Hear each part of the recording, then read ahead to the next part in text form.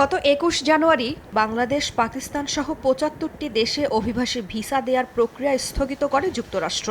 পররাষ্ট্র দফতর জানায়, যেসব দেশের অভিবাসীরা মার্কিন নাগরিকদের কল্যাণ ভাতা অগ্রহণযোগ্য হারে নিয়ে থাকে তাদের ভিসা প্রক্রিয়া স্থগিত থাকবে।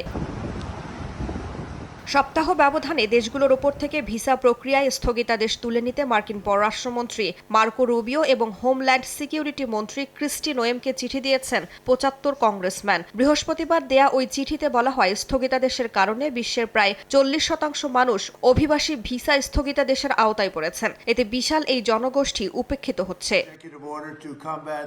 ট্রাম্প দ্বিতীয় দফায় ক্ষমতায় আসার পর থেকেই যুক্তরাষ্ট্রে অভিবাসন ইস্যুতে একের পর এক পদক্ষেপ নিচ্ছেন। এর অংশ হিসেবে ব্যাপক আকারে ভিসা দেয়া বন্ধের সিদ্ধান্ত নেন তিনি। গত বছর নভেম্বরে যুক্তরাষ্ট্রের পররাষ্ট্র দফতর থেকে সব মার্কিন দূতাবাসকে পাবলিক চার্জ বিধানটি কঠোরভাবে প্রয়োগ করার নির্দেশ দেওয়া হয়। পাবলিক চার্জ নিয়মে সাধারণত দেখা হয় কোনো ভিসা আবেদনকারী যুক্তরাষ্ট্রে নিজের খরচে জীবনযাপন করতে পারবেন কিনা। মার্কিন প্রশাসন যদি মনে করে আবেদনকারী ব্যক্তি সরকারি কল্যাণ ভাতা বা অন্যান্য সরকারি সাহায্যের ওপর নির্ভরশীল হয়ে উঠতে পারেন, তাহলে তার ভিসা প্রত্যাখ্যান করা হবে।